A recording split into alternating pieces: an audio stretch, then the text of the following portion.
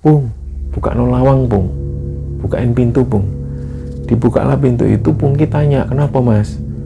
"Pung, aku tak tidur sini ya." "Ya tidur aja, kenapa kamarmu?" "Gak kerasan aku, Pung. Ada yang ngikut." Sebelum dia tidur di kamar Pungki, sebenarnya Aris ini sudah tidur di kamarnya Bayu. Dan pada saat itu Aris merasa di kamar Bayu ini sosok ini masih ngikutin. Dia pun pindah ke kamar orang tuanya. Begitu dia tidur di kamar orang tuanya, Aris juga ngelihat sosok ini juga ngikut masuk ke kamar orang tuanya. Jadi dia merasa terancam.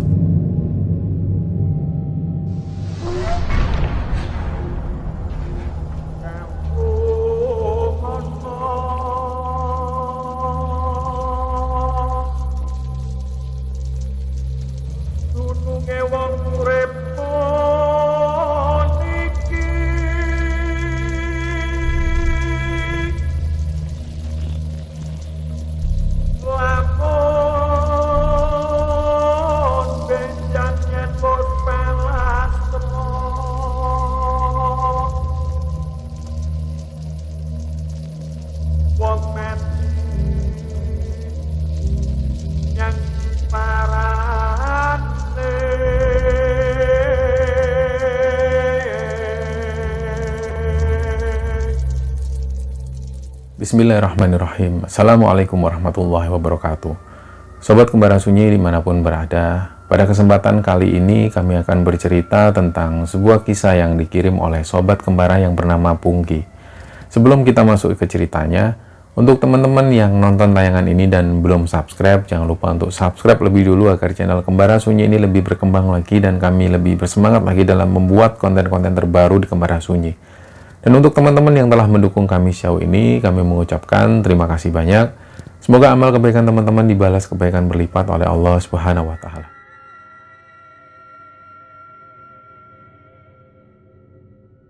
Ya, di episode kali ini kita akan cerita tentang sebuah cerita yang dikirim oleh sobat kembara yang namanya Pungki. Pungki ini asalnya dari Kecamatan Turen di Kabupaten Malang. Pungki sebenarnya cerita tentang kejadian yang pernah dialami oleh keluarganya, khususnya yang dialami oleh kakaknya yang nomor pertama. Jadi Pungki ini tinggal di Turen bersama keluarganya dan juga saudara laki-lakinya. Pungki sendiri adalah anak terakhir. Kakak pertamanya Pungki ini yang pada saat ini usianya 35 tahun, ini namanya Mas Aris. Dan yang kedua adalah Mas Bayu, usianya sekitar 30 tahun, dan kemudian Pungki yang paling bontot, usianya 26 tahun. Nah, mereka tinggal di Turen, dan awalnya baik-baik saja. Mas Aris sendiri, kakak pertamanya itu, kerja di salah satu perusahaan BUMN. Bisa dikatakan pekerjaannya ini sudah nyaman. Tapi waktu itu, keluarga masih menganggap bahwa sampai di usia Mas Aris yang sudah di atas 30 kok masih belum juga mendapatkan jodoh. Jadi ada rasa was-was dari kedua orang tuanya Pungki waktu itu. Sedangkan kakak keduanya Pungki yang namanya Bayu ini sudah menikah. Tapi Mas Aris sendiri ketika membicarakan hal ini selalu dikasih motivasi sama orang tuanya. Sudahlah, tidak usah patah semangat, terus berusaha. Namanya juga jodoh, rezeki dan maut ini ada di tangan Gusti Allah. Jadi terus berusaha aja, jangan patah semangat. Nah, waktu pun berjalan sampai kemudian hari itu di bulan Maret tahun 2020 mereka kedatangan Pak D dan Budinya yang asalnya dari Lumajang. Jadi Pak D dan Budinya ini datang, ternyata mereka nggak hanya datang berdua, tapi juga bersama anak dan menantunya dan juga keponakannya. Nah, keponakannya dari Pak D ini yang namanya Ruri. Dia perempuan usianya sekitar 25 tahunan. Nah, jadi di sini Ruri ini bukan sepupu kandung. Karena Ruri ini keponakan dari Pak D-nya. Karena yang saudara dari ibunya adalah budenya. Budenya menikah dengan Pak D-nya ini dan kemudian Pak D-nya punya keponakan yang namanya Ruri ini. Jadi bisa dikatakan Ruri dan Aris bukan sepupu kandung. Jadi begitu Ruri datang di rumahnya, tujuan mereka ini awalnya untuk silaturahmi. Dan yang kedua, memang mereka punya tujuan untuk liburan di daerah Batu. Nah, awalnya mereka sambutannya biasa. Jadi malam itu satu keluarga ini tidur di rumahnya Aris dan juga di rumahnya Pungki itu. Keesokan harinya, begitu mereka mau pamit menuju ke Batu, ibunya Ruri ini tiba-tiba manggil ibunya Aris. Dipanggil lah, Mbak Yu, aku mau cerita, mau ngomong. Ngomong apa Mbak Yu? Semalam itu loh Ruri cerita kalau dia mimpi ketemu Mas Aris. Kira-kira ada apa ya? Mungkin ada tanda-tanda apa gitu. Waktu itu ibunya Aris nanggepin biasa. Ya mungkin kangen Mbak Yu, kan lama nggak ketemu. Yang namanya juga mimpi kan bunga tidur. Ya sudah, berarti nggak ada apa-apa ya. Ibunya Ruri ngomong seperti itu. Ya biasa aja lah, namanya juga bunga tidur. Nah, obrolan ini pun berhenti sampai di sini. Dari sinilah ibunya Aris cerita ke Pungki. Pung, tadi ibunya Ruri itu loh cerita kalau Ruri mimpi ketemu masmu. Ya ibu nanggepinnya biasa. Nah, karena waktu itu Pungki ini mau berangkat kerja. Jadi Pungki ini kerja di salah satu instansi pemerintahan yang ada di sana. Waktu itu memang kondisi jam kerja. Jadi karena Pungki ini buru-buru mau berangkat kerja, dia bilang ke ibunya, ibu bilang sendiri aja ke Mas Aris, gimana nanti tanggapannya Mas Aris. Nah, ibunya bilang ke Pungki lah, kalau menurutmu gimana Pung? Kira-kira Mas Aris ada rasa nggak sama Mbak Ruri? Jadi mereka ini sepertinya mau menjodohkan. Tapi karena Pungki sendiri melihat Mas Aris ini juga tanggapannya biasa saja ke Ruri. Jadi waktu itu ya Pungki bilang, kayaknya ya biasa aja Bu, ibu ngomong sendiri aja ke Mas Aris. Nah, akhirnya Pungki pun berangkat kerja. Sorenya ketika Pungki ini pulang kerja, dia dipanggil lagi sama ibunya. Jadi ternyata ibunya ini sudah ngomong ke Mas Aris. Dan waktu itu ternyata Mas Aris tanggapannya sangat antusias sekali. Dikatakan oleh ibunya waktu itu, ketika ibunya selesai menceritakan itu, Mas Aris ini langsung cari tahu tentang profilnya si Ruri. Dia cari di Facebook. Sampai waktu itu singkat cerita, Mas Aris ini ternyata membuka hubungan dengan si Ruri tanpa sepengetahuan keluarga mereka. Nah, barulah belakangan diketahui, mereka baru tahu ternyata Mas Aris ini diam-diam tanpa sepengetahuan keluarga, dia sudah jalin hubungan dengan Ruri. Gimana cara taunya keluarga? Jadi ternyata waktu itu tiba-tiba di satu pagi, Mas Aris ini bilang ke kedua orang tuanya, Bu, Pak, Aris minta maaf ya, sepurane sing akeh. Loh kenapa Aris? Jadi Aris itu sudah jalin hubungan sama Ruri, diam-diam tanpa sepengetahuan bapak sama ibu. Oh ya, terus gimana? Jadi ternyata dalam perjalanannya waktu itu, Ruri ini ternyata dijodohkan Bu sama ibunya. Oh ya sudah, kamu jangan patah semangat, terus semangat, kamu cari yang lain, masih banyak perempuan lain. Sedangkan dari situ Aris menjelaskan, tapi gini Bu, Ruri ini sebenarnya suka sama Aris. Ruri sendiri menyatakan kalau pada saat ibunya menjodohkan dengan juragan kayu yang ada di sana, Ruri ini nggak mau, karena dia sebenarnya sukanya sama Aris.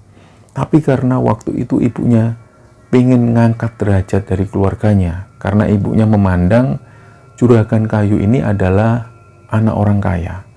Dia punya segalanya dan ibunya merasa kalau si Ruri menikah dengan anak juragan kayu ini, derajat mereka akan naik. Dari sinilah Ruri itu terus melawan ibunya, karena mau nggak mau dia tetap sayang sama Aris. Tapi karena ibunya terus ngotot dan mengancam, dan akhirnya ibunya ini tahu bahwa Ruri ternyata sukanya sama Aris. Dari sini ibunya Ruri malah semakin gak terima dan dia memaksa supaya Ruri untuk segera menikah dengan juragan kayu tersebut. Singkat cerita, karena Mas Aris ini sudah frustasi, dia sampai mengungkapkan dia minta maaf sama kedua orang tuanya dan dia merasa bahwa semuanya kacau gara-gara si Aris sendiri. Tapi dari situ kedua orang tuanya ini terus menyemangati. Sudahlah Mas, itu namanya berarti bukan jodoh. Jodohmu bukan sama Ruri, kamu cari yang lain. Terus semangat. Ternyata semakin hari, Mungkin karena waktu itu Ruri ini sudah dikabarkan menikah, Aris ini semakin frustasi. Dia semakin banyak diem, semakin gak doyan makan, tidur pun jarang. Yang dilakukan ini cuma ngerokok, ngopi, selalu seperti itu. Sampai-sampai Pungki ini sering menasihati kakaknya itu, "Mas, sampai jangan gini, nanti sampai sakit." Tapi ketika Pungki menasihati, ya Aris tetap bersikap seperti itu. Dia tetap nggak mau makan, tidur juga jarang. Nah, sampai suatu saat, tiba-tiba waktu itu keluarga lagi ngumpul, Mas Aris ini ada di dalam kamarnya. Waktu itu nggak tahu yang dilakukan Aris ini apa, tiba-tiba dia tuh teriak, "Wah, wah," sambil nepuk-nepuk mulanya. "Wah." Nah, karena keluarganya ketakutan, dihampiri lah. "Loh, kenapa Mas, kenapa?" Dia terus teriak-teriak Aris ini. Benar-benar seperti orang depresi. Karena keluarganya itu juga takut. Dan ibunya waktu itu yang benar-benar kasihan dengan kondisi Aris. Dipeluklah Aris, "Mas, Mas, jangan gitu Mas, jangan gitu." Waktu itu semuanya ngelihat, termasuk Pungki. Aris ini terus nepuk-nepuk pahanya. Dia seperti orang depresi, benar-benar stres. Teriak-teriak nggak karuan. Sedangkan keluarganya cuma bisa menenangkan. Sekali lagi waktu itu Aris ini minta maaf. "Bu, Aris sepurane sing akeh ya Bu, aku nyaluk sepuro sing akeh ya Bu. Ini ki salahku, ini semua salahku. Gara-gara aku Ruri jadi kayak gini." "Kenapa sih Mas, kenapa?" Sedangkan Aris terus minta maaf tanpa mereka tahu ini sebabnya apa sih. Barulah setelah itu, beberapa hari kemudian, Aris masih menunjukkan sikap yang seperti ini. Dia tetap berdiam diri di kamar, dan makan juga jarang. Hari itu hari Senin, Pungki mau berangkat kerja, dan Pungki ini ngelihat Mas Aris ini juga bersiap mau berangkat kerja. Tapi yang dipandang aneh oleh Pungki, raut wajah Mas Aris ini datar. Dia pandangannya kosong. Tapi waktu itu Pungki nggak banyak tanya. Dan setelah itu mereka pun berangkat kerja. Ternyata siang harinya Pungki ini dapat WA dari Mas Aris. Intinya Mas Aris ini ngomong seperti ini, "Pung, sepurane sing akeh ya Bung. Aku minta maaf ya Bung. Tolong jagaan ayah sama ibu. Aku mungkin nggak pulang. Aku mau ke satu tempat. Wis aku tak jadi wali majedub aja lah." Intinya Mas Aris ini ngomong kalau dia pengen mengembara, dia pengen menjadi orang yang menyendiri, gak tahu kemana. Dari sinilah Pungki akhirnya ingat, beberapa hari sebelumnya ketika Mas Aris ini stres, dia sempat mengungkapkan ke ayah, ibu, dan juga ke Pungki ini, dia pengen resign dari pekerjaannya. Padahal dia bekerja di sebuah BUMN yang bisa dikatakan sudah nyaman posisinya. Tapi waktu itu tiba-tiba Mas Aris bilang, "Bu, Pak, aku tak resign aja Pak. Aku nggak betah kayak gini. Ruri jadi kayak gini nih gara-gara aku." Jadi Pungki semakin ingat lagi. Beberapa waktu yang lalu Mas Aris ini sempat ngomong seperti itu. Akhirnya dia balas ke WA-nya, "Mas, kamu nggak boleh ngomong kayak gitu Mas. Nggak boleh ngomong kayak gitu. Sudahlah, kamu pulang aja. Nanti kamu selesai kerja, kamu pulang. Nggak usah kemana-mana." Ternyata benar, sore harinya ketika Pungki ini pulang, sesampainya di rumah sekitar jam 5 sore, ibunya ini panik. "Pung, Masmu kok durung mulai? Masmu kok belum pulang, Pung? Biasanya jam 4 sore ini Mas Aris sudah pulang. Dan sudah bikin kopi, dia sudah ngopi, ngerokok di depan. Ini belum pulang loh, Pung. Ibu kok jadi khawatir, perasaannya ibu nggak enak." "Ya Bu, sudah. Ibu tunggu di sini aja dulu. Kita tunggu aja kabar."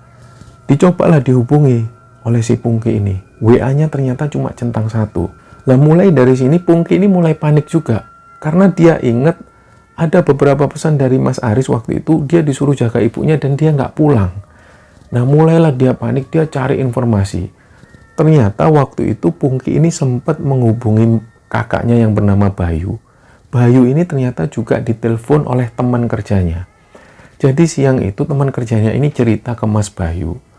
Siang itu Mas Aris ini sempat datang ke kantor. Dan tiba-tiba dia izin mau pulang ngambil dompet. Ternyata kok gak balik-balik. Akhirnya karena Mas Aris ini gak balik, dia telepon ke salah satu keluarganya, yaitu Mas Bayu ini. Nah disinilah akhirnya Pungki tahu bahwa Mas Bayu ini juga dihubungi rekan kerjanya. Dan inilah yang dikatakan terakhir oleh Mas Aris bahwa dia sebenarnya mau ngambil dompet dan ternyata nggak balik lagi. Jadi dari situ mereka mulai panik. Sampai keesokan harinya, di pagi itu di hari Selasa, Mas Aris belum juga pulang.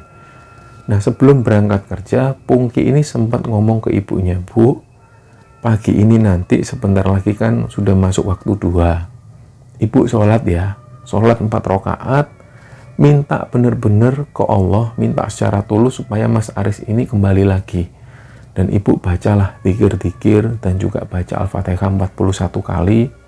Ini ibu minta secara tulus. Mudah-mudahan Mas Aris bisa balik lagi ke sini." Dari sinilah langsung Pungki berangkat kerja. Dia sambil dalam hatinya itu terus berdoa kepada Tuhan. Dia memohon supaya Mas Aris ini pulang. Karena dia khawatir betul. Siang itu sekitar jam setengah 1 siang. Pungki pas waktu lagi ada di kantor, dia ditelepon sama ibunya. Pung, ini ibu ditelepon sama orang, namanya Pak Min. Katanya dia menemukan masmu di sana loh, di daerah Pantai Ngantep. Coba Pung, kamu ke sana sama bapakmu. Nah, dari sinilah langsung Pungki izin ke rekan kerjanya, dia juga izin ke bosnya. Dia bilang kalau ada keperluan yang mendesak. Akhirnya Pungki pun pulang langsung. Jadi waktu itu dia sama ayahnya naik sepeda motor menuju ke arah pantai selatan. Jaraknya sekitar 1 jam dari rumahnya, langsung menuju ke daerah yang disebutkan tadi, ke daerah Pantai Ngantep. Disebutkan waktu itu ada orang yang melihat Mas Aris, dia berdiam diri di masjid. Langsunglah dicari masjid ini, dan mulailah mereka menemukan satu masjid. Mereka berhenti di sana, dan si bapaknya ini ngelihat, Pung, itu masmu tak Pung? Lah Pungki ini ngelihat dari kejauhan ada satu motor Beat, dan ada satu pemuda yang bajunya lusuh, kotor semua, dan wajahnya ini dengan pandangan yang kosong. Dari sinilah Pungki bisa yakin, "Iya Pak, itu Mas Aris Pak." Tapi dalam hati Pungki ini sudah sebenarnya menahan kesedihan, karena dia ini membayangkan kok emasku jadi kayak gini. Bajunya lusuh, acak-acakan, kotor, dan wajahnya itu pandangannya kosong. Begitu mereka mendekat, bapaknya Aris ini langsung meluk Aris. "Lekane kita kondile." Ternyata waktu itu Mas Aris ini berontak, "Gak Pak, aku gak gelem mulai Pak. Aku gak mau pulang Pak, aku nang kene ae Pak. Aku di sini aja Pak. Aku gak mau pulang Pak, pokoknya aku mau di sini." Wis tali tenang le. Nah, melihat kondisi seperti itu, ada satu orang ini yang waktu itu si Pungki ini belum tahu bapak-bapak ini siapa. Belakangan baru tahu bahwa bapak-bapak ini adalah yang menemukan Mas Aris. Jadi si bapak-bapak ini adalah marbot masjid. Waktu itu ketika si bapak ini melihat kondisi Aris seperti itu, dia berontak. Langsunglah dibaca-bacakan ayat-ayat yang menolak sihir. Dibaca-bacakanlah seperti itu, dan tiba-tiba Mas Aris ini lemes, dia langsung pingsan. Nah, dari sinilah langsung bapak-bapak ini memperkenalkan diri. "Mas, Pak, ngapunten sebelumnya, mohon maaf. Nama saya ini Pak Saimin. Saya marbot masjid di sini dan itu rumah saya. Saya asli orang sini." Mulailah Pak Min ini cerita kronologisnya ketika dia menemukan Mas Aris.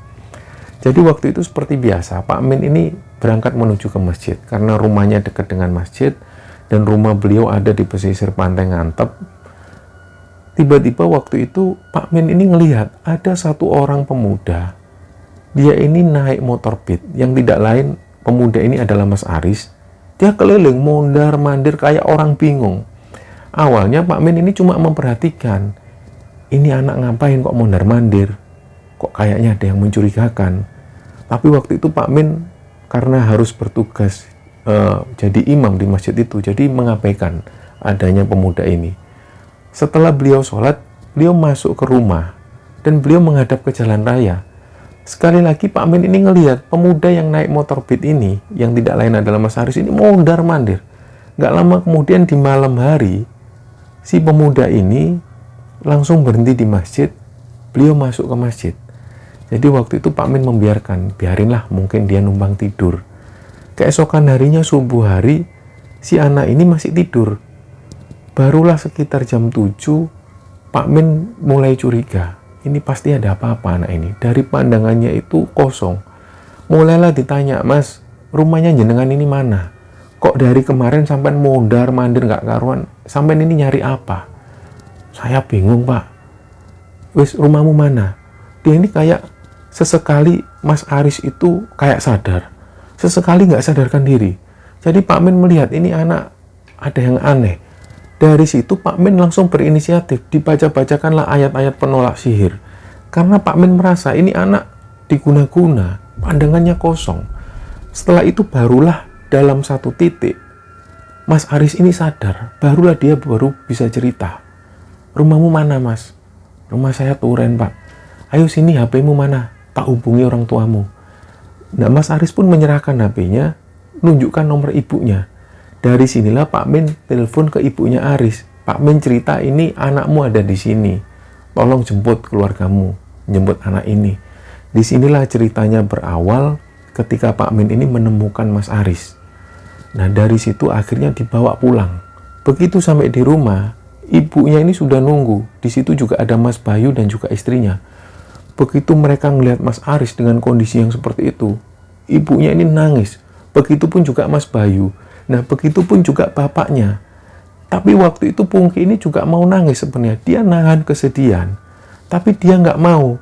Karena dia nggak mau memperburuk situasi. Dia merasa kalau kita semakin hanyut dalam kesedihan karena Mas Aris ini, nanti sihir ini akan menjadi nyadi, sihir ini akan menjadi semakin kuat. Nah, dari sini kemudian Pungki punya inisiatif. Dia bilang ke ibunya, Bu, Mas Aris ini harus dimandikan, dibaca-bacakan doa supaya energi-energi negatif dalam dirinya ini semuanya luntur. Ibu, nanti ada amalan-amalan yang harus dibaca dan ibu yang bertugas untuk memandikan Mas Aris. Nah, singkat cerita kemudian Mas Aris ini dimandikan. Nah, pada saat dimandikan itu, mereka ini ngelihat Aris itu badannya mengikil dan kayak kesakitan. Begitu dia menerima guyuran air, dia tuh kayak seperti ditusuk sesuatu, kayak meronta-ronta, aduh, dan sesekali dia kedinginan. Nah, orang-orang yang ada di sana, termasuk Pungki ini juga kasihan. Ya Allah, masku kok kayak gini, masku kok kayak gini. Ada satu momen di mana waktu itu tiba-tiba Mas Aris ini sadar. Dia noleh kanan kiri, dia langsung meluk ke orang tuanya. Dia meluk, dia minta maaf. Dari sinilah mereka semua yakin, alhamdulillah akhirnya Mas Aris sudah sadar. Nah, setelah semua dibereskan, barulah di sini Mas Aris bisa cerita.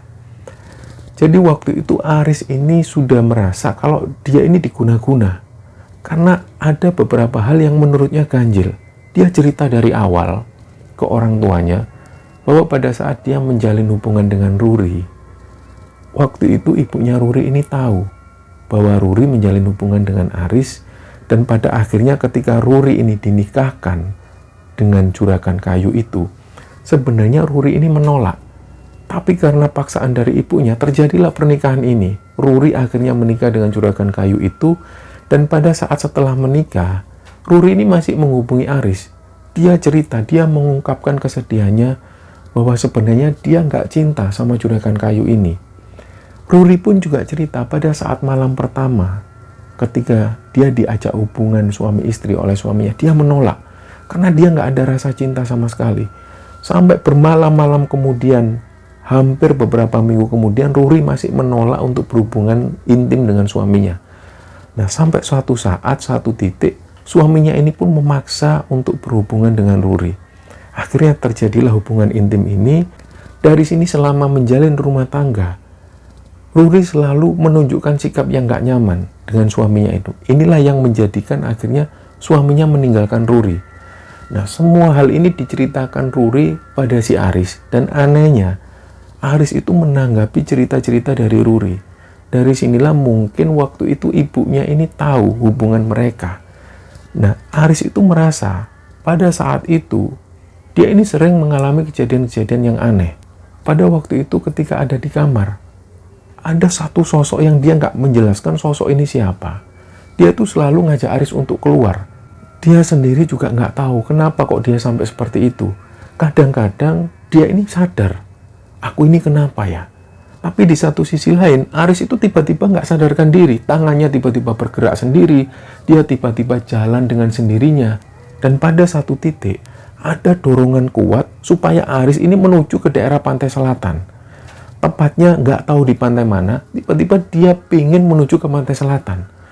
Nah, pada saat inilah, Pak Min mungkin waktu itu yang melihat Aris ini seperti orang linglung. Jadi Aris merasa waktu itu dia nggak sadarkan diri. Sesekali waktu dia tahu, aku kok kenapa ada di sini? Aku kok tiba-tiba ada di sini? Itu hanya terjadi sepersekian detik. Setelah itu dia nggak sadarkan lagi. Seolah-olah ada yang menggerakkan tangannya sendiri. Nah, satu titik pada malam itu, dia ada di sebuah hutan. Di pesisir pantai selatan ini, dia berdiam diri di sana, dan dia ngelihat ada sosok pocong. Sosok pocong ini mengancam Aris. Nah, begitu sosok pocong ini mengancam Aris, dia sadar lagi. Akhirnya dari situ Aris melarikan diri. Gak lama setelah itu dia nggak sadarkan diri lagi, tiba-tiba dia ada di hutan. Pada waktu ada di hutan, dia ngelihat tiba-tiba ada kuntilanak yang seolah-olah mau menyerang Aris. Dari situ Aris kemudian sadar lagi. Kemudian dia nggak sadar lagi, tangannya seolah-olah ada yang menggerakkan. Waktu itu yang dia ingat sedikit, dia ingat ketika ada di hutan, dia ngelihat ada pecahan botol. Tiba-tiba nggak tahu kenapa Aris ini tangannya pengen ngambil pecahan botol itu. Dan tangan kanannya ini tiba-tiba mengiris tangan yang sebelah kiri, urat nadinya. Aris sendiri nggak tahu, loh, aku ini kok kenapa kayak gini? Kenapa kok aku ngiris urat nadiku sendiri? Jadi dia mencoba untuk melawan. Nah, dari situlah dia seperti orang linglung. Sampai pada satu ketika dia jalan lagi ke tengah hutan. Dia ngelihat di pohon ini ada pohon yang ukuran agak tinggi. Tiba-tiba ada niat untuk bunuh diri. Aris juga merasa, aku ini buat apa hidup yo? Wes aku tak mati ya, aku mati. Dia cari tali seadanya, dia mau gantung diri. Ternyata pada saat dia mau gantung diri, dia ngelihat ada sosok ibunya. Ibunya ini tiba-tiba datang, Lele, ayo. Mrene, ojo nang kono. Waktu itu menurut Aris, dia ngelihat sosok ibunya persis. Akhirnya Aris pun nggak jadi bunuh diri. Dia ikuti ibunya. Sepeda motor ini dituntun, nggak dikendarai oleh Aris, dituntun. Dia ngikutin ibunya, kemana ibunya ini pergi. Jadi ibunya ini menuntun Aris sampai ke jalan raya. Nggak lama setelah itu, ibunya nunjuk ke satu titik. Udah, kowe nang kono Leo, kamu di sana aja, di sana aman. Jangan di sini. Ya bu, ya bu. Karena yang dilihat Aris ini ibunya sendiri, dia pun nurut. Sepeda motor dituntun, sampai kemudian dia masuk ke dalam masjid. Jadi waktu itu yang ada di pandangan Aris, dia nggak tahu tempat ini apa. Yang sebenarnya yang didatangin Aris ini adalah masjid. Tapi di pandangan Aris waktu itu, tempat ini seperti memberikan sebuah kenyamanan. Dan karena yang kedua, tempat ini adalah tempat yang ditunjukkan oleh ibunya. Jadi Aris pun mau, dia masuk ke sana. Barulah pagi harinya dia ketemu dengan Pak Min. Waktu itu dia masih belum sadarkan diri. Jadi antara sadar dan nggak sadar, sesekali dia bisa sadar, sesekali dia nggak sadar. Dari sinilah kemudian keluarganya tahu tentang semua yang dialami oleh Aris. Nah, karena waktu itu Aris ini kondisinya masih nggak stabil, keluarganya ini masih was-was, masih panik. Beberapa minggu setelah itu, keluarganya ini mulai memandang Aris ini ada peningkatan. Setiap kali ada adzan di masjid, dia selalu berangkat menuju ke masjid, dia sholat. Nah, keluarganya akhirnya senang. Alhamdulillah ternyata Aris ini sudah ada peningkatan. Jadi selama berminggu-minggu ini, nggak ada sesuatu yang ganjil yang dialami oleh keluarga mereka. Sampai kemudian tiba-tiba Pungki ini melihat ada ular. Ular ini aneh. Ular ini ukurannya nggak terlalu besar, juga nggak terlalu kecil. Tapi warnanya hitam. Dan kelihatan kalau ular ini mau mengancam keluarga mereka. Waktu itu kebetulan yang ngelihat ini adalah si Pungki. Ular ini keluar dari kamarnya Aris. Karena Pungki waktu itu kaget, takut, dia secara refleks langsung mukul ular ini sampai ular ini mati. Lalu kemudian ular ini pun dibuang.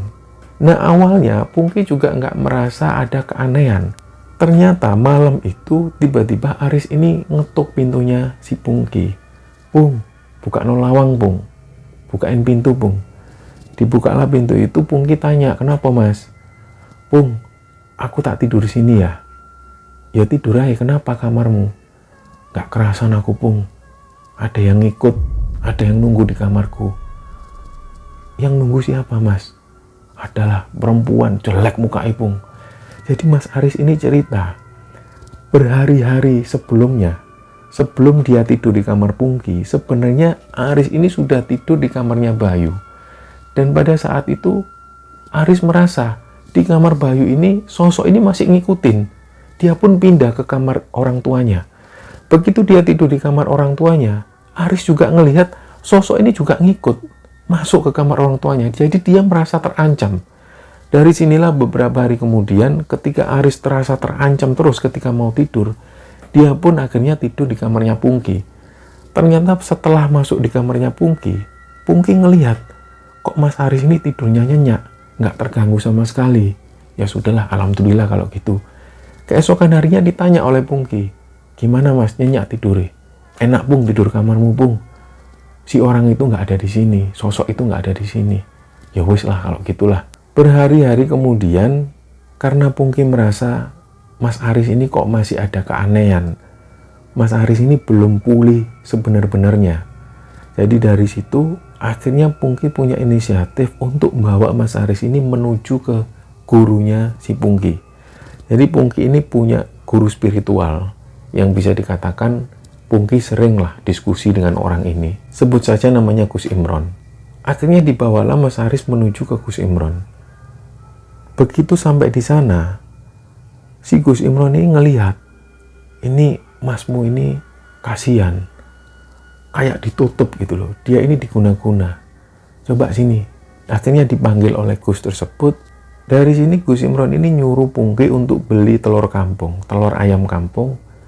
Gak lama setelah itu Pungki pun bawa telur ayam kampung, dan telur ayam kampung ini dirajah atau ditulis seperti tulisan-tulisan Arab. Nah mungkin teman-teman ada yang tahu bahwa banyak sekali cerita yang beredar di media sosial atau cerita viral tentang telur ayam kampung yang berisi sesuatu yang aneh-aneh. Mungkin bisa dikatakan itu hoax, tapi di sini Pungki menjelaskan hal ini sangat berbeda dengan yang viral akhir-akhir ini. Pungki ini bisa memastikan dia membeli sendiri ayam kampung tersebut, dia saksikan sendiri, dan pada saat itu si Gus ini dia nggak kemana-mana, tapi dia tetap di sana. Jadi di sana mereka semua menyaksikan telur ini dari awal dia beli di warung. Telur ini baik-baik saja, telur yang normal, telur sehat. Kemudian setelah dibaca-bacakan sesuatu, ada semacam ritual. Begitu ritual-ritual ini atau ayat-ayat Quran ini dibacakan, tiba-tiba lampu bohlam yang ada di ruangan itu pecah. Nah, Gus Imron ini bilang, ini energinya kuat sekali, sampai bohlam ini loh pecah. Sudahlah, nggak usah khawatir, bantu dengan zikir, bantu dengan zikir. Mereka pun akhirnya berzikir bareng. Setelah itu ada sebuah pemindahan atau transfer energi di sana. Nggak lama kemudian mereka semua menyaksikan ketika telur ini dipecah, telur ini baunya busuk, dan di dalam telur itu mereka ngelihat ada rambut dan ada benda-benda asing yang tertanam di telur tersebut. Nah di sini Gus tersebut menjelaskan, masmu ini ada yang guna-guna, tapi nggak boleh negatif thinking ya, nggak boleh suujon sama saudara sendiri. Masmu ini ada yang guna-guna, dan kebetulan yang guna-guna ini dia awalnya nggak terima karena melihat masmu ini sebagai pengganggu. Ini yang namanya lentrik. Jangan dikira bahwa lentrik itu hanya untuk mempengaruhi seseorang agar orang ini suka sama orang yang lentrik. Tapi lentrik ini bisa juga digunakan untuk menjauhkan orang yang tidak disukai. Lah masmu ini, Mas Aris ini kena lentrik. Ya semacam ini, dia dikirim guna-guna yang membuat dia semakin frustasi. Dia kayak dipengaruhi oleh sesuatu yang membuat pikirannya ini kacau. Beberapa waktu sekali Aris masih tetap diantar oleh Pungki menuju ke Gus tersebut untuk dilakukan pembersihan-pembersihan dari energi negatif. Sampai kemudian pada tahun ini, pada saat cerita ini dikirimkan di Kembara Sunyi, Mas Aris usianya 35 tahun dan beliau masih ikhtiar. Pada saat ini beliau dekat dengan seorang perempuan, dan Pungki sendiri sempat meminta pada teman-teman yang menonton tayangan ini untuk ikut mendoakan supaya Mas Aris segera didekatkan jodohnya. Dan dalam kesempatan kali ini kami juga berdoa, kita berdoa bersama supaya teman-teman yang nonton tayangan ini, mungkin ada yang belum didekatkan jodohnya, supaya segera didekatkan jodohnya oleh Allah Subhanahu wa Ta'ala. Mungkin ada yang sedang sakit, supaya sakitnya diangkat oleh Allah Subhanahu wa Ta'ala. Yang belum mendapatkan keturunan, segera diberi keturunan oleh Allah Subhanahu wa Ta'ala. Cerita inilah yang diceritakan oleh Pungki kepada Kembara Sunyi. Mohon maaf kalau ada salah-salah kata. Wassalamualaikum warahmatullahi wabarakatuh.